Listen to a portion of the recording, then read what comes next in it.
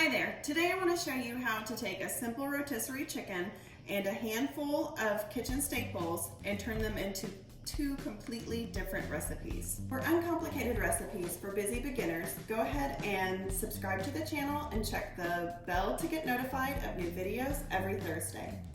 Okay, so here's the ingredients that we are going to use in both recipes. We will have rotisserie chicken. Now, if you're looking at this saying, what the heck is that? That's not rotisserie chicken. Usually it comes like as a chicken and you can peel it off the bone, but my local Walmart actually does all the hard work for you and goes ahead and pulls it off the bone and sells it like this. So if you can get this, it's magical. Anyways, we're going to use a jar of alfredo sauce and any type of pasta you want. We've got elbow pasta, I have no idea how to say that, but it's bow tie pasta, and the penne pasta. So whatever you have on hand, it doesn't really matter. Chopped onions. So that's going to be the basis for both recipes. But in this first recipe, what I'm going to add to that is going to be some frozen broccoli and some minced garlic. So let's go ahead and get started. I've got some water on to boil and we'll check things out. Okay, so the first thing we are going to do is actually saute our chopped onions first. This is going to be the same for both recipes. Like I said, I actually have my water boiling for pasta over here. It does take the longest, so you will want to start that first. And we'll just put this in the pan and turn the pan on like medium low. Now this is a large package of chopped onions. It actually is equal to 2 onions, so I am just going to use about half of this package or the equivalent of 1 onion. So with very little effort, you can add a lot of flavor to your dishes just by sauteing some onions in your sauces and stuff. Okay, so after your onions have been sizzling for a while, you're only going to do this process for a couple of minutes. And then you're going to add either a clove of garlic, a teaspoon of garlic, just however much garlic you like.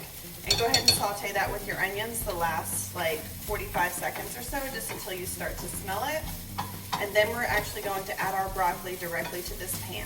I'm actually going to put my broccoli, it's broccoli steamable, into the microwave for like 3 or 4 minutes. I'm not going to cook it as long as the package recommends that I do, because I want it to actually finish in the skillet with the chicken and the alfredo sauce. So I'm going to pop this in the microwave for 3 minutes, and then I'm going to add my alfredo sauce to these onions and garlic. Okay, so I'm going to turn my burner down to low, and because I'm showing you 2 recipes, I'm only going to use half a jar of this pasta, but normally I would use the whole thing. So I'm going to pour half in here and stir it up really nice with my onions and garlic. And also, if you can, I don't know if you can see or not, but my pasta water is actually coming to a boil, or I guess it's not pasta water yet, but my water is coming to a boil. So I'm going to add my pasta over here and let this just kind of blend with all the flavors and everything, the onions, the garlic, the alfredo. Okay, so I'm going to use the bow tie pasta for both of these recipes just for simplicity's sake. But like I said, you can use any type of pasta you have. I'm going to go ahead and boil enough for both recipes, which is about 2/3 of the box for this. Okay, so I have put my pasta in, I am simmering my sauce and my onions and garlic, and now I'm just going to just take this store-bought rotisserie chicken and add it to my sauce as it simmers. Use as much as you are making for your recipe. If you end up with more chicken, I don't think anybody's going to complain. So I'm just going to tear this into little shreds, and it will heat through while it's in there, because this is found in the refrigerated section of your local Walmart, and it is next to the rotisserie chickens, but it's in the like cold section.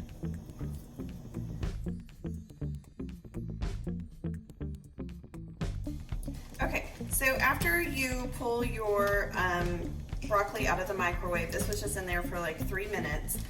Be careful whenever you open the bag, because it is called steamable for a reason.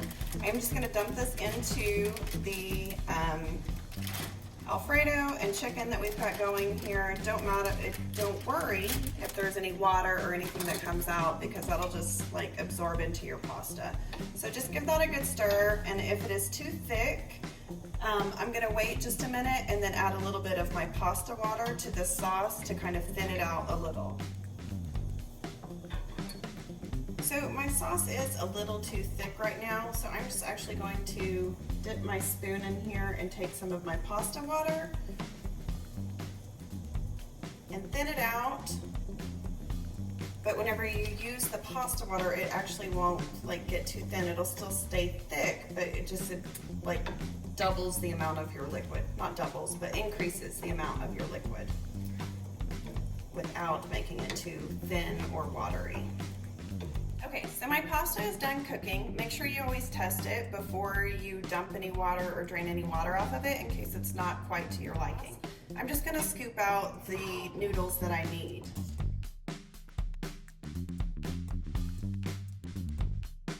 Okay, so I am gonna add 1 scoop of pasta water here and then get everything stirred up.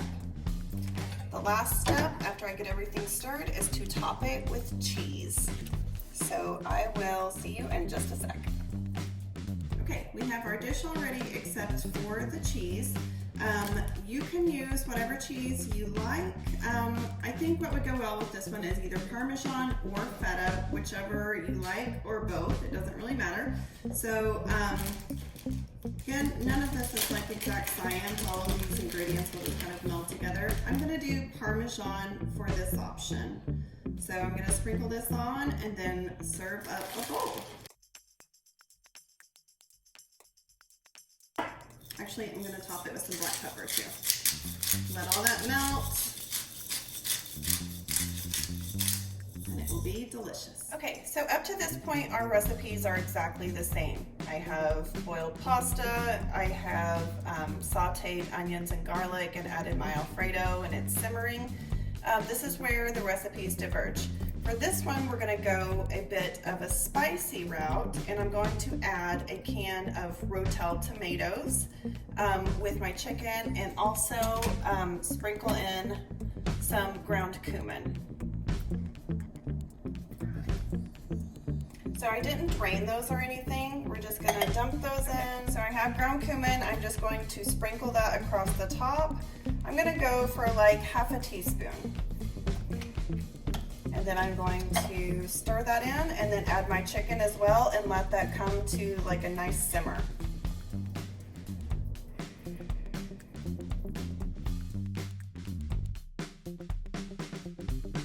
So I've got my chicken, I'm gonna stir it in, as well as my pasta here. So I'm gonna stir all that together, and then again, we're gonna bring it all together with a little bit of cheese.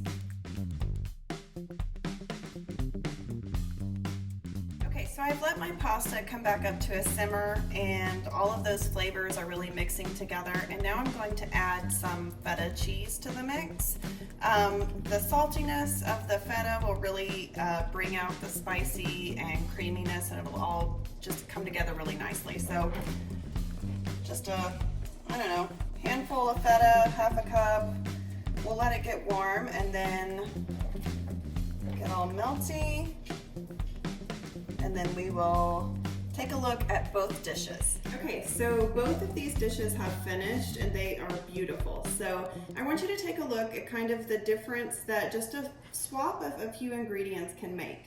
So in the first one here, we've got broccoli and Parmesan cheese. That's really the only difference between this and this one has Rotel tomatoes and feta cheese, but otherwise the base ingredients are the same. I'm sorry, this one has some cumin in it as well, but they're gonna have very different flavor profiles. Okay, so you may have noticed a theme here. I just wanted to point out that this is like a really good base recipe that is good for learning.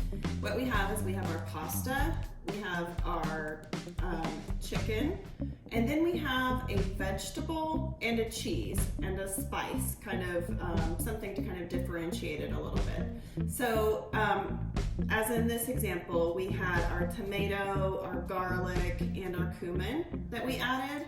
And on this one, we had our garlic and broccoli.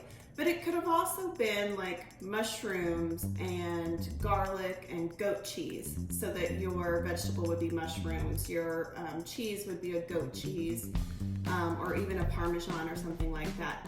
Or you can go another route and say maybe you want to mix in some corn and maybe some sliced jalapenos and some queso fresco. So like you can go a bunch of different ways. So have fun, play with it, and experiment, because it's a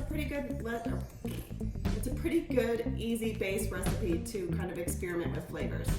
If you do give it a try, let me know in the comments below what your favorite combination of flavors is. Okay, so I've got both of these here. I just did a little taste test just to see here, but this one is a little bit spicy. The saltiness from the feta works really good to kind of cut the spice. It's creamy. The onions are a really nice texture. That chicken is really good. It's not dry or anything like that, and it adds a very nice flavor to all of this. Okay, so the next one is the broccoli. So I'm gonna give that a whirl here. It's got the Parmesan cheese on it. The broccoli gives it a little bit of a different texture. It's a very nice meal. Both of them, 15-20 minutes in the kitchen, a rotisserie chicken. You really can't go wrong. If you liked that video and found it useful, think somebody else might like it, go ahead and share it on social. Check out some of these other videos that I have available for quick weeknight dinners. It doesn't have to be complicated.